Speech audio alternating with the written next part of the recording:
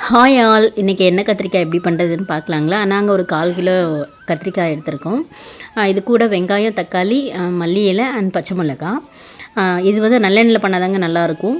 நாங்கள் குக்கரில் பண்ணுறோம். குக்கரில் பண்ணால் கத்திரிக்காய் வந்து சீக்கிரமாக வெந்து வந்துடும். அதனால தான் குக்கரில் பண்ணுறோம். நீங்கள் பேனில் கூட பண்ணிக்கலாம். இது குக்கரு சூடானது கொஞ்சமாக நல்லெண்ணெய் போட்டுக்கிட்டு இதில் பட்டை, கிராம்பு, அப்புறம் வெங்காயம் போட்டு நல்லா கொஞ்சம் அது சுருண்டு வர வரைக்கும் வதக்கி விடுங்க.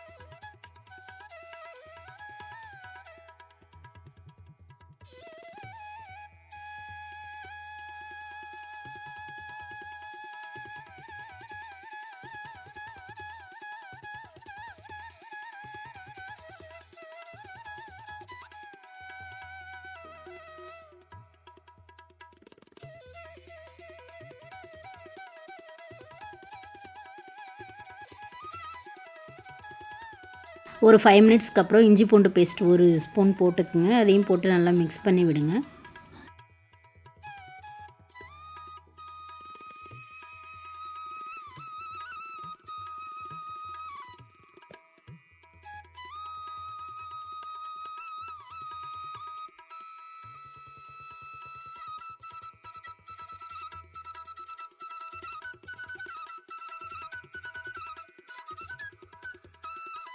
இஞ்சி பூண்டு பேஸ்ட் பச்சை வாசனை போனதுமே தக்காளி சேர்த்து நல்லா வதக்கி விடுங்க. இது ஒரு 5 நிமிஷம் போல் நல்லா வதங்கட்டும். நாங்கள் குக்கரில் பண்ணுறோன்றதால நாங்கள் ரொம்ப நல்லா சுருண்டு வர வரைக்கும் நாங்கள் வதக்கல. அது குக்கர் ப்ரெஷர் வரும்போதே நல்லா வெந்து வந்துடும். இப்போது கொஞ்சம் மஞ்சள்தூள் போட்டுக்குங்க.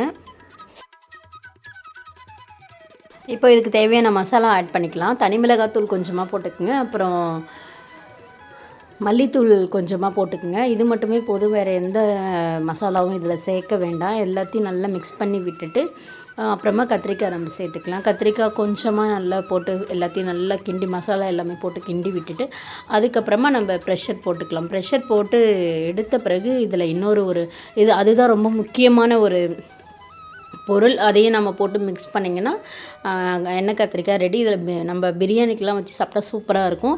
நீங்கள் ஒன்ஸ் இந்த மாதிரி ட்ரை பண்ணுங்கள், ரொம்பவே நல்லாயிருக்கும். இப்போ நாங்கள் வாஷ் பண்ணி வச்சுருக்க கத்திரிக்காய் எல்லாமே போட்டு கத்திரிக்காய் வந்து நீங்கள் இந்த மாடலில் கட் பண்ணுங்கள். சின்ன சின்னதாக கட் பண்ணக்கூடாது. நம்ம அந்த கத்திரிக்காய் கொஸ்துன்னுவாங்களே அந்த மாதிரி நீங்கள் இந்த குண்டு குண்டாக கட் பண்ணி வச்சுக்கோங்க. அந்த மாதிரி போட்டிங்கன்னா தான் அது நல்லாயிருக்கும். நீங்கள் குக்கரில் பண்ணும்போது ரொம்ப 3 விசில்லே அது நல்லா குழ குழன்னு வந்துடும். சூப்பராக இருக்கும்.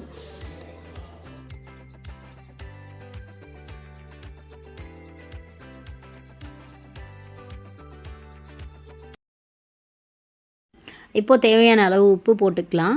கொஞ்சமாக தண்ணி விட்டு விசில் போடாமல் ஜஸ்ட் மூடி மட்டும் போட்டு நீங்கள் கொஞ்சமாக வேக வைங்க. அதுக்கப்புறமா எவ்வளோ தண்ணி வேணுமோ அந்த அளவுக்கு தண்ணி விட்டுட்டு அதுக்கப்புறமா ப்ரெஷர் போட்டுக்கலாம். இதில் புளி விட்டும் பண்ணுவாங்க. புளி தண்ணி கொஞ்சமாக விட்டுமே செய்வாங்க. இந்த டைம் நாங்கள் செய்யும்போது புளி தண்ணி விடலை. எல்லாத்தையுமே நல்லா மிக்ஸ் பண்ணி விட்டுட்டு அதுக்கப்புறமா இதுக்கு தேவையான அளவுக்கு தண்ணி, ரொம்ப இதில் தண்ணி வச்சிடக்கூடாது. ரொம்ப தண்ணி வச்சிட்டா நல்லா இருக்காது. இப்போ மல்லித்தலை போட்டுக்கலாம். கொஞ்சமாக தான் தண்ணி வைக்கணும். நல்லா கிரேவி மாதிரி இருக்கும். இது நல்லா வெந்து வரும்போது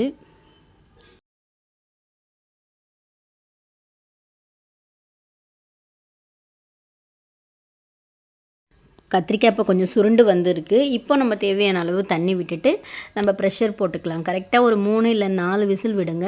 சூப்பராக வெந்து வந்துடும்.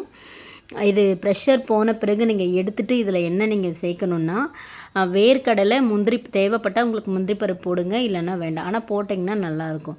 முந்திரி பருப்பு, வெள்ளை எள்ளு இது 3யுமே நல்லா கொரன்னு அரைச்சி இது கூட நீங்கள் ப்ரெஷர் போனதும் மிக்ஸ் பண்ணிவிட்டு அப்புறம் மூடி போட்டு ஒரு 5 மினிட்ஸ் வச்சுருங்க. அதுக்கப்புறம் நீங்கள் பிரியாணி கூட வச்சு சாப்பிட்லாம். சூப்பராக இருக்கும். எங்கள் வீட்டில் எப்போ பிரியாணி பண்ணாலுமே இந்த கத்திரிக்காய் ரைத்தா இந்த கத்திரிக்காவும் பண்ணுவாங்க. சாரி, ரைத்தான்னு சொல்லிட்டேன். எனக்கு இந்த கத்திரிக்காவே சுத்தமாக எனக்கு கத்திரிக்காய் பிடிக்கவே பிடிக்காது. ஆனால் வீட்டில் ஒரு டைம் பண்ணும்போது நான் சாப்பிட்டு பார்த்தேன், நல்லா இருந்தது. பிரியாணிக்கு நம்ம வச்சு சாப்பிட டேஸ்ட்டாக இருக்கும். நீங்களும் ஒரு டைம் ட்ரை பண்ணுங்கள். நாங்கன்னு சொல்லிட்டு இருந்தேன் இல்லையா, என்னோடய மாமியார் தான் பண்ணாங்க. நான் வீடியோ எடுத்துகிட்டு இருந்தேன். தேங்க்ஸ் ஃபார் வாட்சிங்.